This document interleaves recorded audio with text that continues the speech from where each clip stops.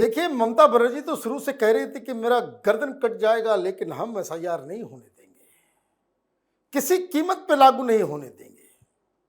और बंगाल में एसआईआर शुरू नहीं हुआ था उससे पहले से ही जब बिहार में एसआईआर की प्रक्रिया सबसे पहले शुरू हुई तो she was the first person.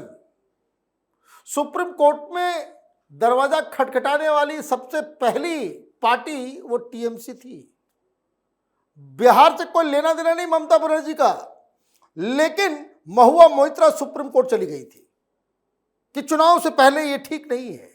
Bihar में तो हो गया, चुनाव भी हो गया, एसआईआर भी हो गया। अब जब बंगाल में हुआ तो ये छटपटाने लगी, कई सारी चीजें हुई। और ताजा मैं आपको बता दूं, जो लिस्ट आई है उसको जरा उसका संदर्भ समझ लेते हैं। मोटा मोटी 60 लाख नाम काट दिए गए, वो वापस नहीं जुड़ने वाले। वो 60 लाख नाम कौन है?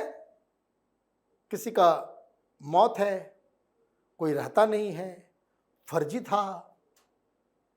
और ये सारे वोट वैसे थे जिसको पश्चिम बंगाल में कहते हैं कि छापा मार देता है, कि टीएमसी अपने मसल पावर की वजह से इन वोटों को, भाई वोटिंग में कितना 80% तक चला जाता है, वोटिंग 80% वोटिंग होती है। तो उसमें जो फर्जी नाम थे उसकी भी वोटिंग हो रही थी। लोग जो एग्जिस्ट नहीं कर रहे हैं उसको भी, उसका भी वोट, मतलब आप देखिए 60 लाख लोग। और टोटल जो है आप ये समझिए कि 8 करोड़ मान लीजिए उसमें, और 60 लाख लोग जो है उसमें है ही नहीं।